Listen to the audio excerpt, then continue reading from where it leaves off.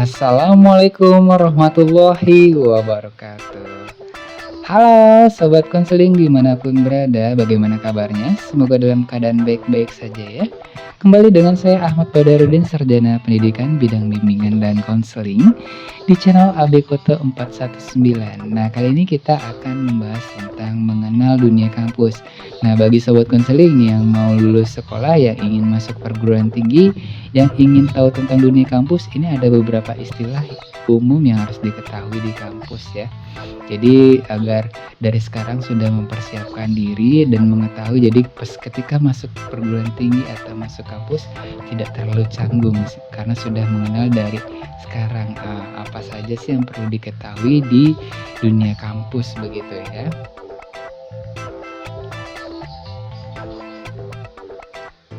Nah, istilah yang pertama adalah satuan kredit SKS ya. Kalau kita kuliah itu ada bebannya berapa SKS ya. Mungkin mata kuliah umum 13 SKS, mata kuliah dasar keahlian bisa 85 SKS, mata kuliah bidang keahlian 40 SKS, mata kuliah pembelajaran bisa 7 SKS. Jadi total selama kita kuliah bisa ratusan ya, bisa ada 100 lebih gitu ya.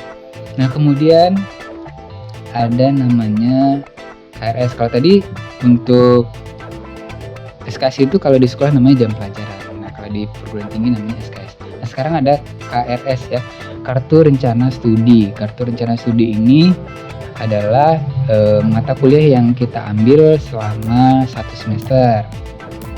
Jadi kita bisa memilih atau biasanya disediakan oleh perguruan tinggi sesuai dengan kurikulumnya. Kemudian ada namanya dosen wali. Kalau di kampus ada wali kelas, dan di kampus itu namanya penasehat akademik atau biasa kita sebut dengan dosen PA. Ini biasanya kita mau ACC atau minta persetujuan kuliah yang diambil, nilai untuk melaporkan nilai-nilai kita, dan bisa jadi kita menyampaikan keluhan-keluhan kita selama perkuliahan kepada penasehat akademik ya. Selanjutnya ada IPS atau IP. Apa itu ya? Jadi kita misalnya sudah kuliah, sudah ada berapa SKS dan ada nilainya, dan itu nilainya nanti disebut dengan indeks prestasi semester atau nanti indeks prestasi sementara ya. Nah, jadi per semester. Jadi ada IP gitu ya. IP-nya berapa IP-nya gitu ya. Ini adalah IP untuk 1 semester sementara ya. Dan ada juga IPK ya. Nah, kalau tadi IP sementara atau IP semester per semester, kalau IPK itu dari misalnya kamu sudah 1 semester kah, 2 semester kah, 3 semester kah. Nah, itu akumulasi dari semua IP atau nilai-nilai berdasarkan mata kuliah dan SKS kamu. Itu IPK ya, indeks prestasi kumulatif. Jadi total dari nilai yang sudah kamu dapatkan, jumlah dan jumlah SKS-nya itu disebut dengan IPK ya. Kemudian biasanya setelah kuliah ada jadwal libur. Nah, jadwal libur ini biasanya kadang digunakan mahasiswa untuk semester pendek. Jadi kamu bisa kuliah di sini di namanya SP, dan biasanya sih bayar ya, bayar tambah lagi, dan itu ada batasan per kelasnya itu berapa orang. Jadi kamu bisa lebih cepat kuliahnya dan mengambil mata kuliah yang belum kamu ambil, atau misalnya ada yang belum lulus kamu mau ambil di semester pendek. Itu juga jika mata kuliahnya tersedia ya. Berikutnya istilah yang perlu diketahui adalah UTS dan UAS. Ini sudah tahu ya. Kalau di sekolah juga menggunakan istilah ini, yaitu ujian tengah semester dan ujian akhir semester. Kalau ujian tengah semester diadakan di pertengahan perkuliahan selama 1 semester.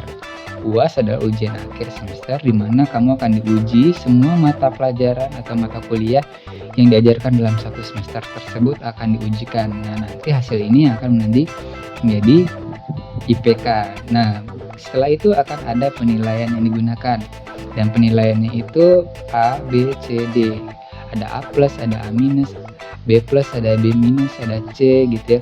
Itu tergantung dari perguruan tingginya. Ada yang hanya A saja tidak pakai plus gitu ya. Nah, biasanya ada A+, A-, B+, B, B-. Nah, ini nilainya nanti ada bobotnya. Kalau A bobotnya berapa, misalnya A itu 4 atau A+ itu 4. Nah, kemudian biasanya di akhir perkuliahan atau di ujung-ujung sudah semester 7 atau semester 6 atau semester 8 itu ada KKN ya, kuliah kerja nyata.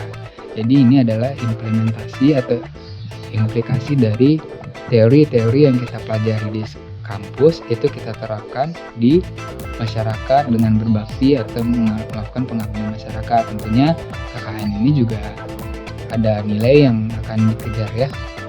Kemudian praktek kerja lapangan.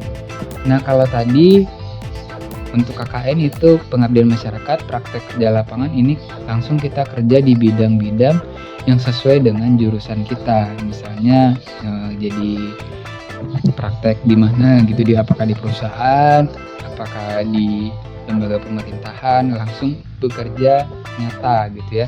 Seperti apa yang diajarkan di perkuliahan. Berikutnya di kampus juga ada namanya unit kegiatan mahasiswa. Unit kegiatan mahasiswa ini adalah organisasi-organisasi pengembangan minat, bakat, dan potensi sobat konseling semua. Jadi kalau sobat konseling ada minat, bakat, atau potensi diri untuk menyanyi, kesenian mungkin, olahraga, ada pramuka, atau kerohanian, atau organisasi eksekutifnya, organisasi legislatifnya ya, sobat konseling bisa mendaftar di sana. Nah, mahasiswa itu juga beragam ya, bermacam-macam latar belakang, daerah, kebudayaan, latar belakang dari secara fisik, kemauan, minat, bakat, potensi teman-temannya, dan asal sekolahnya gitu ya. Nah, di kampus itu ada tipe mahasiswa secara umum, beberapa tipe atau beberapa jenis mahasiswa kalau kita temukan. Ini secara umum saja kita akan temukan berbagai golongannya. Yang pertama adalah mahasiswa studi oriented. Jadi mahasiswa studi oriented ini mahasiswa yang sangat fokus belajar. Kuliah pulang, kupu-kupu ya.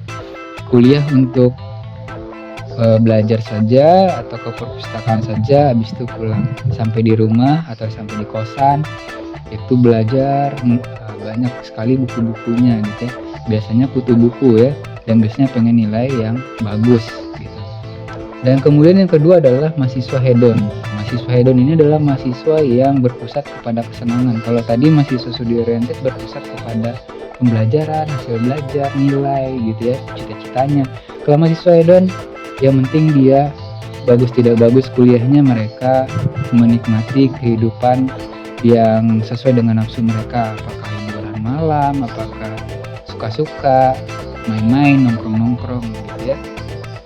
Nah, yang ketiga adalah mahasiswa aktivis dan organisatoris. Nah, biasanya mahasiswa tipe ini berorientasi kepada kemasyarakatan begitu ya, ada sukarelanya dan punya jiwa kepemimpinan, mungkin jiwa organisasi, ingin memperjuangkan sesuatu begitu ya. Nah, ini mahasiswa aktivis dan organisatoris, dan itu biasanya mereka bergabung di organisasi-organisasi kampus atau internal maupun eksternal kampus.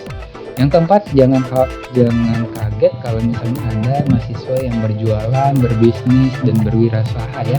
Jadi salah satu tipe mahasiswa adalah mahasiswa entrepreneur yang berdagang, mungkin berjualan untuk menambah penghasilannya, berbisnis, berwirausaha, mencari peluang-peluang usaha atau peluang-peluang yang bisa dia cari di dalam perguruan tinggi ya. Nah, kemudian mahasiswa itu sama dengan siswa, masyarakat intelektual, hanya saja namanya juga sudah mahasiswa. Tentu ada peran lebih dibanding siswa, banyak tanggung jawab, beban, dan berdasarkan sejarah-sejarah pergerakan mahasiswa, sejarah negara kita, bahkan di berbagai negara, mahasiswa itu memiliki peran yang cukup besar. Yang pertama, agent of change. Dengan ilmu yang dimiliki, kecakapan yang dimiliki, pengalaman yang dimiliki selama kuliah, itu harusnya bisa menganalisis apa yang terjadi di sekitar masyarakat. Apabila ada sesuatu yang perlu dirubah, maka mahasiswa biasanya ingin melakukan perubahan-perubahan yang nyata, perubahan-perubahan yang lebih baik agar bisa mendapatkan kondisi atau situasi yang lebih baik lagi begitu ya. Kemudian peran berikutnya sebagai mahasiswa adalah kontrol sosial atau social control ya. Jadi di mana kita sebagai mahasiswa itu memperhatikan kondisi-kondisi sosial politik di sekitarnya masyarakat. Nah, kira-kira ada nggak sesuatu yang melenceng, ada nggak sesuatu yang menyimpang, ada nggak sesuatu yang salah. Nah, sebagai mahasiswa kita melakukan pencerahan, penyuluhan, dan membantu untuk bagaimana kontrol sosial itu menjadi seimbang, bagus, dan stabil, dan ideal tentunya. Kemudian around stock, pemimpin masa depan. Nah, makanya banyak sekali pemimpin-pemimpin masa depan lulusan perguruan tinggi ya. Ada yang lulusan sarjana, lulusan magister, atau lulusan dokter menjadi pemimpin-pemimpin masa depan. Bayangkan jika pemimpin-pemimpin kita diisi oleh ahli-ahli atau masyarakat intelektual, tentunya akan menjadi lebih baik lagi kondisinya.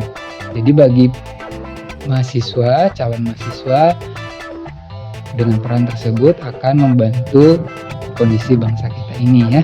Nah, semoga video ini bermanfaat dan semoga Sobat Konseling makin mengenal dunia kampus sebelum masuk perguruan tinggi atau sebelum masuk kampus ya.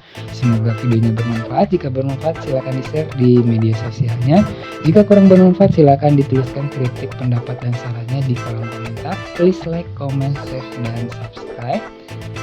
Saya Ahmad Badarudin, sarjana pendidikan di bidang bimbingan dan coaching dari channel AB Kota 419. Saya pamit. Wassalamualaikum warahmatullahi wabarakatuh.